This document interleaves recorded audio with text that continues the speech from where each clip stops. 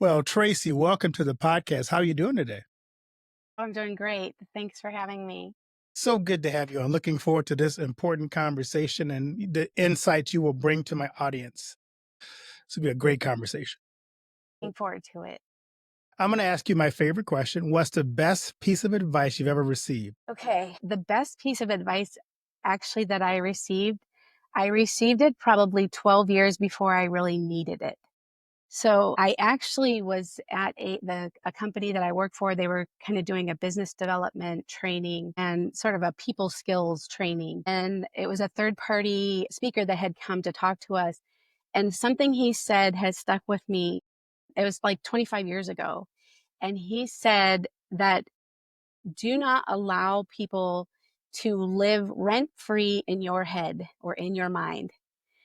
And, at the time when he said it, I was like, well, that's sort of an interesting take on things, but really after my youngest son was born with a congenital heart disease, I really struggled with guilt and anger and resentment towards others. And that's when I really learned what he was talking about and how you give power to others over your thoughts, your feelings, and sometimes even your actions, maybe even keeping you from moving forward because you cannot let go or release that. That makes so much sense. I use that a lot in my church too, especially talking about forgiveness. Because I had a congregation at just one church. That's a lot of people struggle with this idea of letting go of past hurts, and I use that all the time. It's like they're living rent free in your brain. You are focused on them. I say, I guarantee you, most of them have not remembered anything that they did or said to you, and you're just carrying this for no apparent reason, and it's just hurting you versus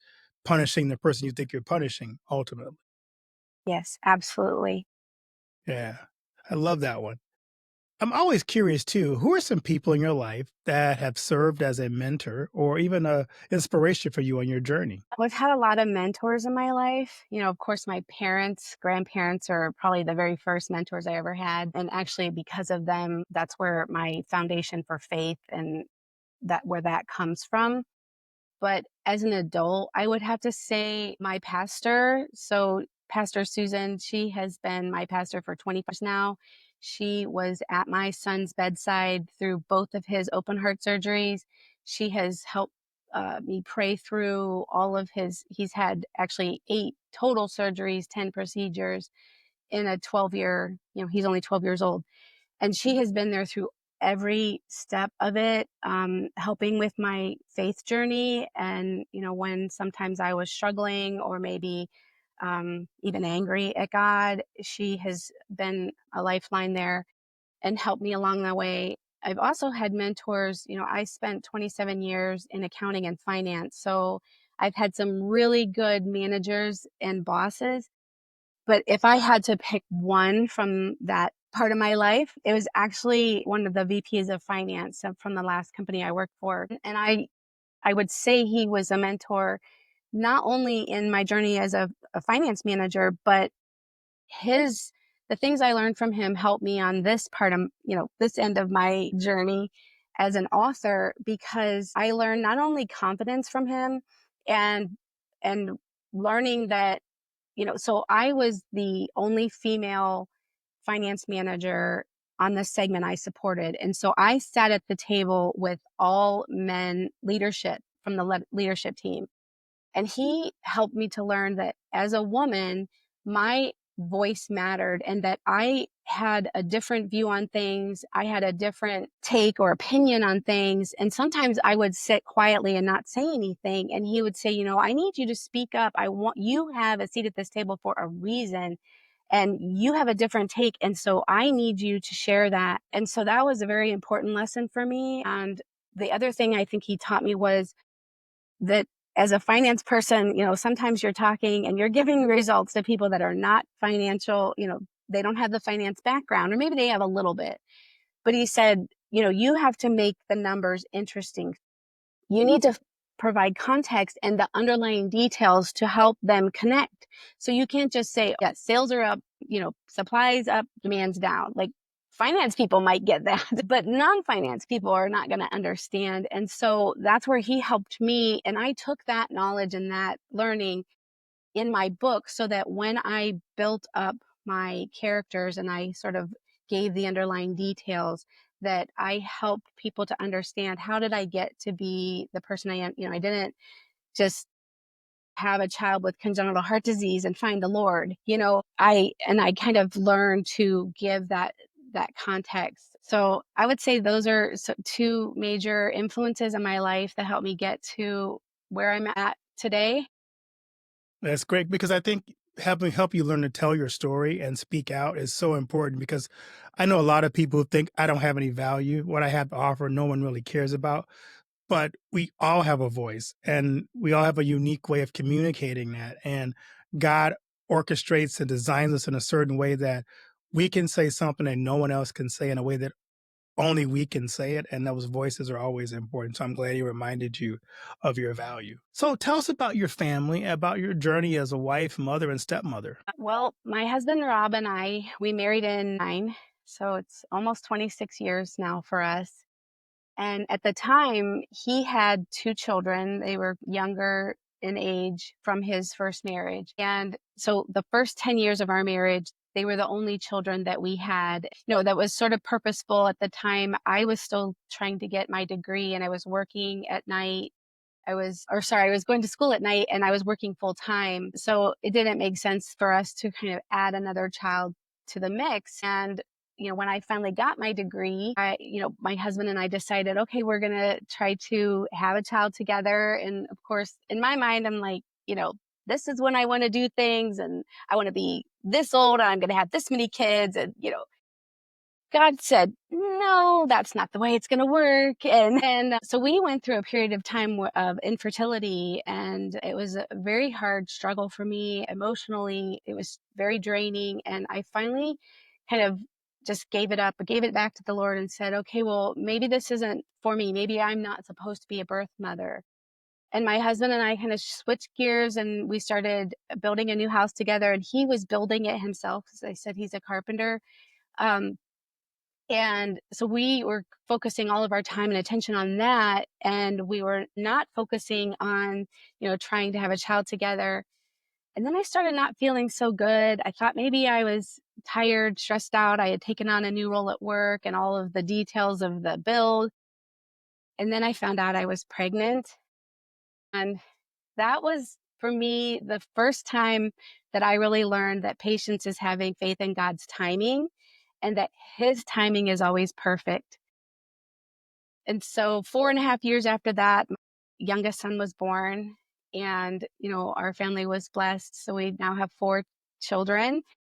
Or actually 21 years between our oldest son and the youngest son that kind of rounded out our little family, and very blessed to be a mother and a stepmother to all of them. And now a grandmother. Congratulations. I Yes. know that experience. Yes. I love So it. when did you first learn about your youngest son's congenital heart disease?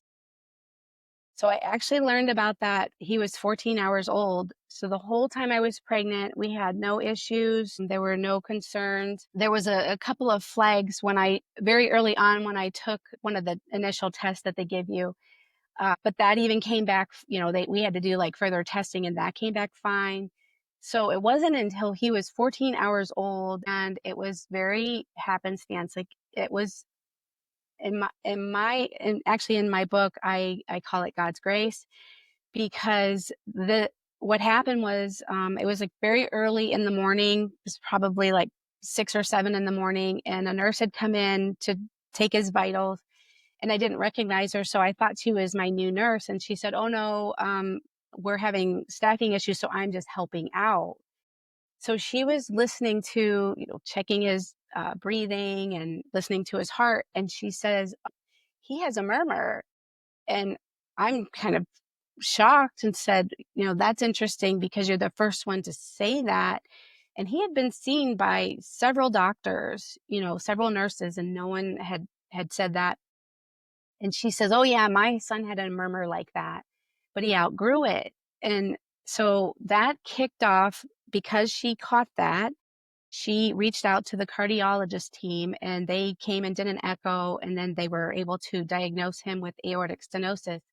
But it was a nurse who walked in my room who was not supposed to be there, but came in because of staffing issues and heard the murmur. It's amazing how God does that, isn't it? How this wasn't supposed to be on this floor, wasn't supposed to be working there, and that person I saw something that, no one else may have caught. Yes. As you think about, what you had to go through with that, how did your faith guide you? Because I'm sure that just threw your whole life in a tizzy. It did. It's funny because, like, February was American Heart Month, and as a kid, I always participated in the heart challenge, or I think when I was a kid, it was the Jump for Heart challenge, and they raised money at the schools.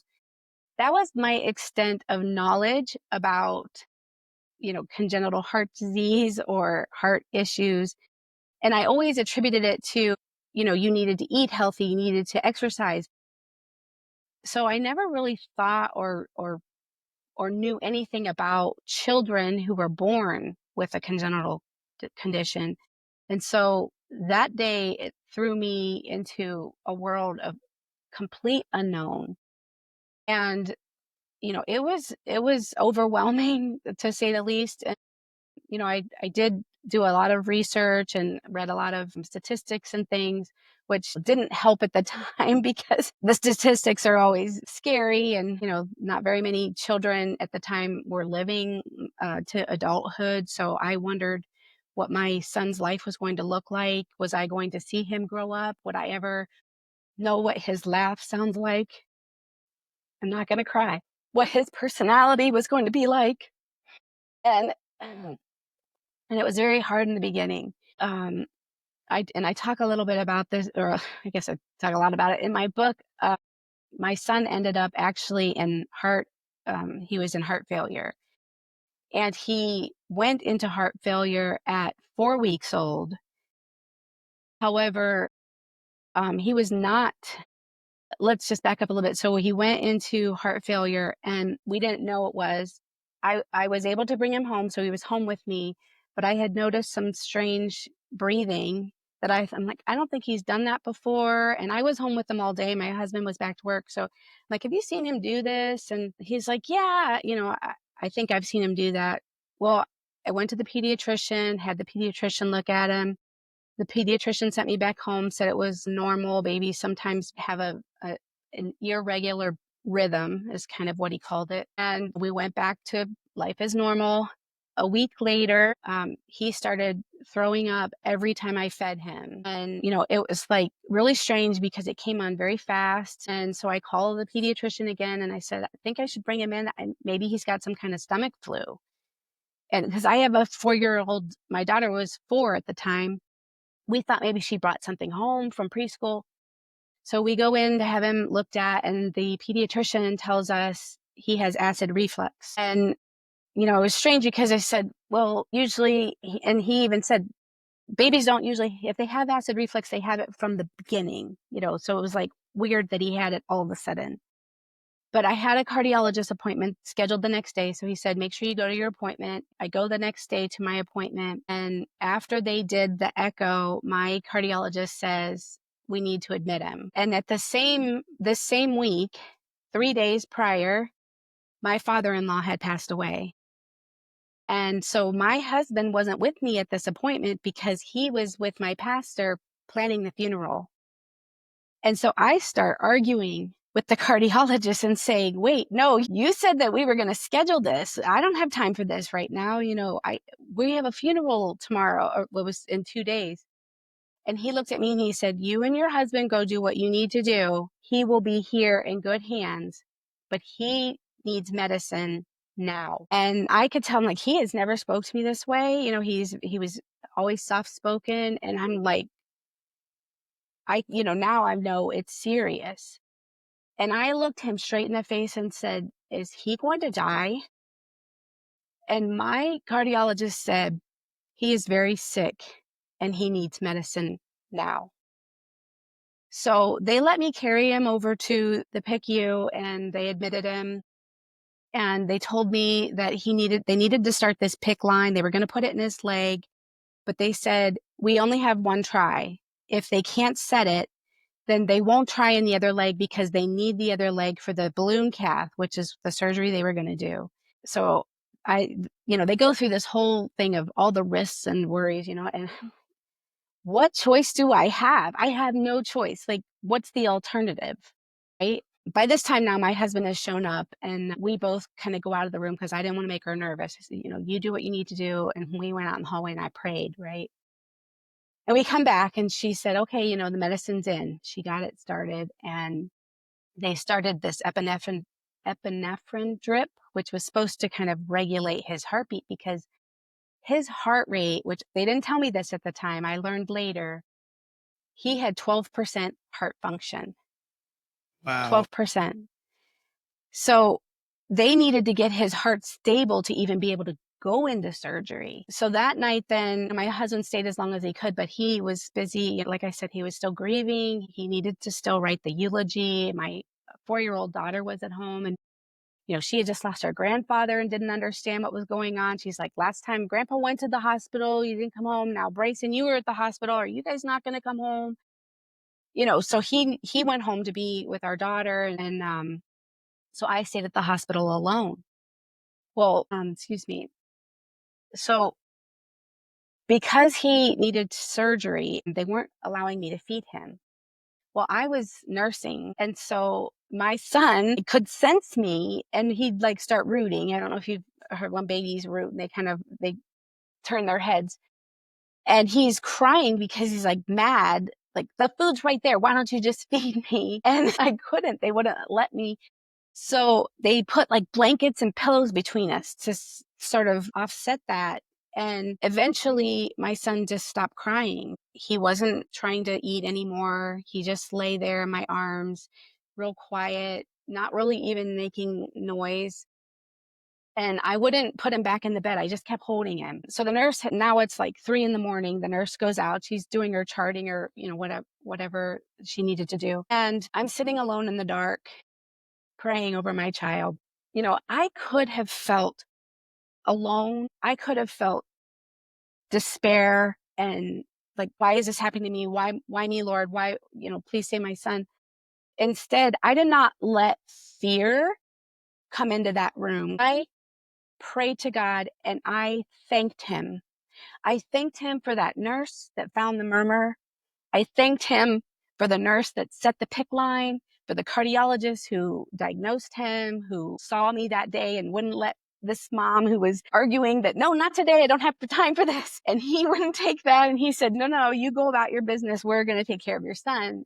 And I thanked him for the cardiologist and I thanked him that I had a job and access to health care so close to home. And I think that night was a pivotal moment for me with my faith. That's really where my faith kind of just bloomed. And I started just trusting in the Lord. And when fear crept in, I would just pray and try to come at it with a heart of gratitude and thanking him for the blessings that he had given us. Oh, that's an amazing story and account because it's like you could have gone into the deep place, dark place of why me, Lord? This isn't fair. But to turn that into God, you've been here with me this whole time. Even though I didn't see it, you sent people into my life at just the right moment that have given me good advice and you are taking care of me. So I appreciate that. Which I want to kind of dig into. I think this kind of led to your book, if I'm not mistaken, The Prayerful Warrior Mom. Tell us about what inspired you to write this book. Okay, so that was a very strange story. And I know when I say it, people are they may believe me and they may not. But my son was 10 years old. He had already he had the balloon cath, the one that he had already had a open heart surgery at 4 years old. And during this whole time, I was moving up the career ladder in my finance career. And each move meant more responsibility, more time away from my family. And as you can imagine, with caring for a child who has a chronic condition really put me I constantly felt like I was at a tug of war of wanting to progress in my career and do well for the, people I work for and my team at work, but also wanting to be, the mom my children needed, the wife that my husband needed. And so I kept praying and telling God, I just feel like this can't be my purpose in life to be tied to this laptop. You know, and I kept asking him, please, Father, show me how to share your light and your love with the world. I kept praying that for years. I kept praying it.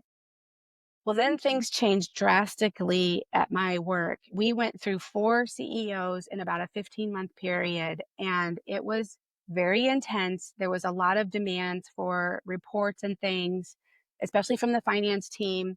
Sometimes we would need them, like, we need this by 3 o'clock, and it doesn't matter what other priorities you have.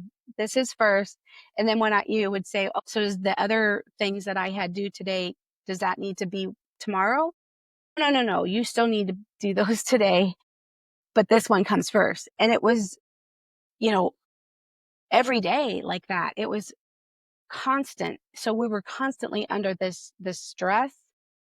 And I just kept feeling like I can't do this to my family. My son was, young, and my daughter, they're still in school. And so one night it was about 3 in the morning, and I awoke to, it felt like a dream. It felt like a thought. It was very strange, like, did I think that? Did someone say that? Like, and it said, use your 401k. And I was like, this is strange. Like, what? I kind of pushed it aside and didn't really think about it again for about a month. And then I started getting inundated with flyers and things by my employer about learning about our pension and going to these classes about our pension and being educated. Well, I ended up signing up for this pension class. And wouldn't you know, the very first example, the very first slide, they're talking about a woman who is 50 years old who takes a early retirement, and it obviously says there's tax implications, so I'm not going to get into that here, but I thought it was very strange because I'm like, everything I had been told up until that moment, that I was not able to touch my pension until I was 55.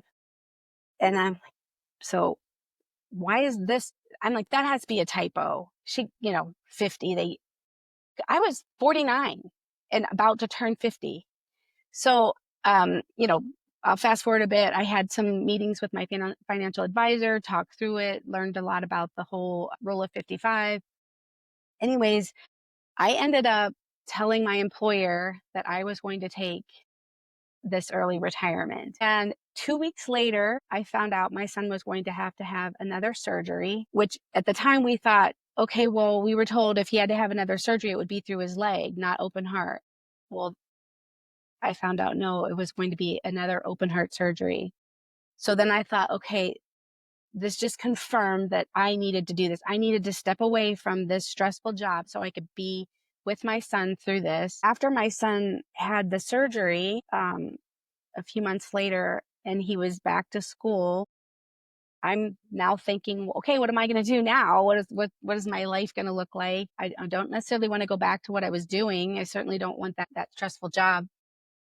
And then again, at 3 in the morning, I awoke to a dream or a thought that said, you should write a book. And I was like, what? Who's going to want to read my story? There I go again, questioning my worth.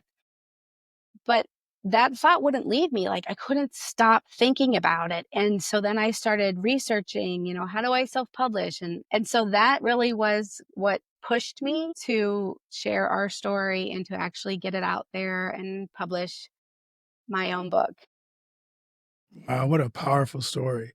So tell us how you have become an advocate, because I know going through this, you start to understand and have an insight that some people don't. So for the parents who are going through a similar situation, what words of wisdom do you have for them?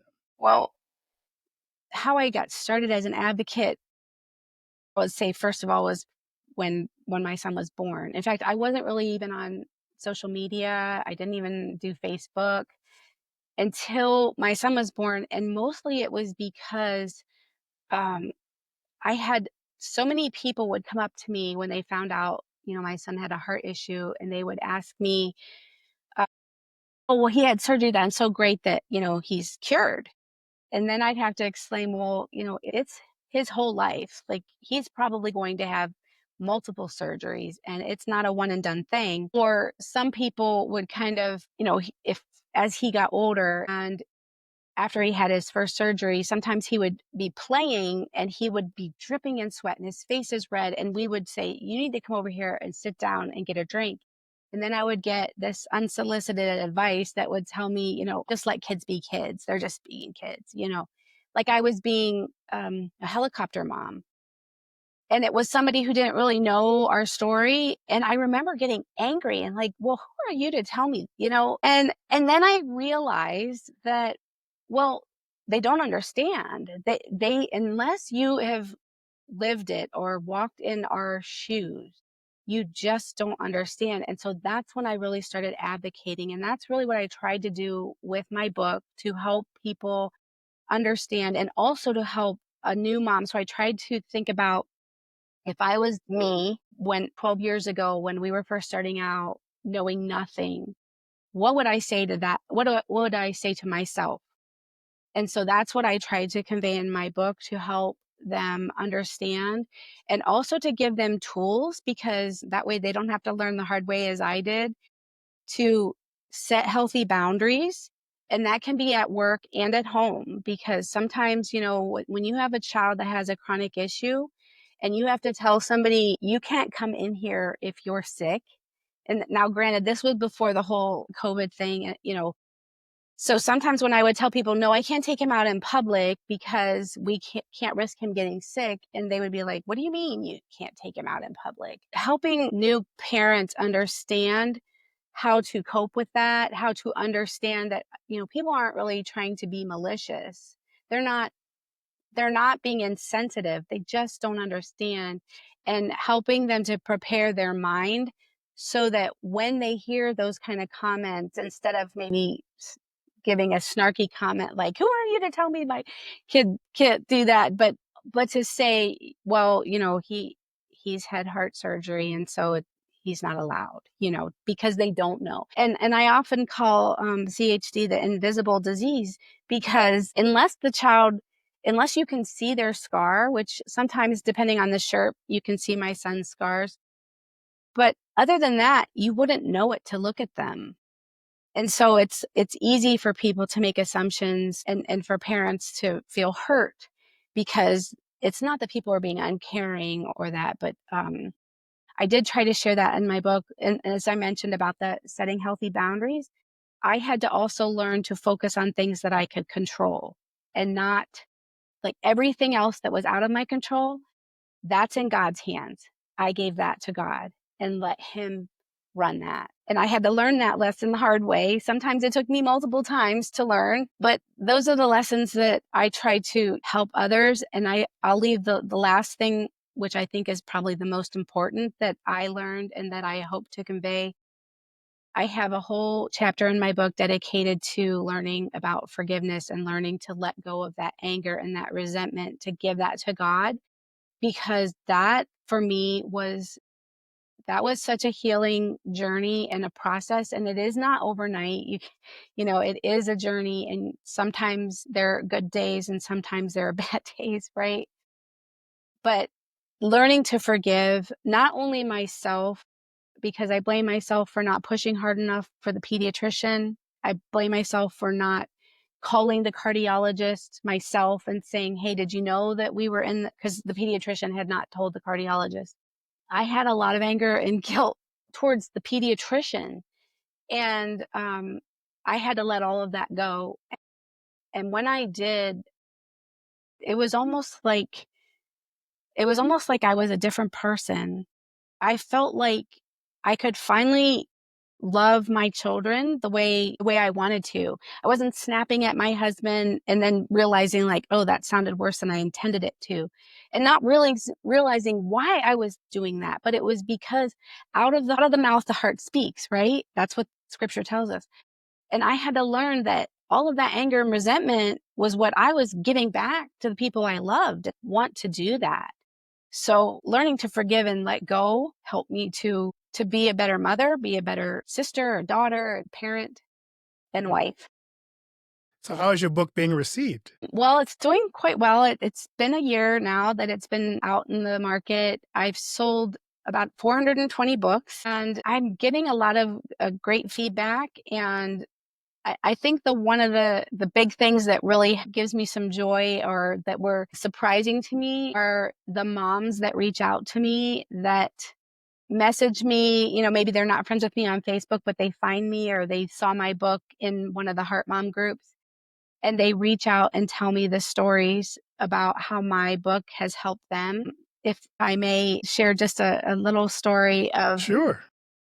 this one lady, when I first published my book, brought me to tears because she said that she kept seeing, I think it was an ad for my book. She said, every time I get on Facebook, I saw your book. And she said, I would swipe it away because she said, I was too angry at God to pray. And she said, I kept feeling prayers are not going to fix my son. And she said, every time she would get on there, it would be on there again and she would swipe it away. And then one day she said, I decided to read your book for the heart aspects, but not for the faith aspects. And then she told me that as she read my book, there were so many similarities. Her husband was in finance. She had a 4-year-old daughter at the time. I don't think she told me the sex. So 4-year-old child at the same time that her child was born was also diagnosed with severe aortic stenosis. She said that she wished she would have started writing down all of the similarities because there were so many. And she said that she felt like she was reading her own child's journey and their story, but getting a glimpse of their future. And she said it was the first time since he was born that she was able to be at peace and not wake up in the morning angry at God, and that was finally able to open her Bible and pray again. And I just thought that was wonderful. Even if, she was the only other person to tell me that, at least I knew my book touched and changed one person's heart and maybe had them turn back to God. What an inspiring story. It makes you feel good to know that God used you to touch her heart. Yes, absolutely. So I'd love to ask my guest this other question. What do you want your legacy to be? That's a tough one, right? My legacy. Well, I mentioned how, I prayed to God and asked him to use me to help me spread his light and love in the world. And I hope that when I'm no longer here, that my story will continue to be shared and will help lead others to either want to know the God that I serve or to bring them back. Maybe they've strayed away or maybe some church hurt led them to leave, but that something I shared or something they read in my book turned their face back to God so that they could know the love and the grace that have blessed my life. And I hope that that continues when I'm not, when I'm, That's beautiful. I'd love to ask you as we kind of wrap up this great conversation, what key takeaways do you want the listeners to gain from our conversation? well, I hope that one, that they want to learn about God and Jesus and to dig deeper into that, to open their Bible. I hope that they will see that when you have something in your life, a challenge, or for me, it was both work and my son's chronic illness, that you're not alone and that like I'm going to use an example for me. The beauty of writing your book is when you turn around and look at your life and you're trying to like see it from a different lens because you get the beauty of hindsight, right? And I look back and I think all of the moments in my life where I felt alone, where felt it was the most darkest, the most times of where I could have just said, I can't put another foot forward.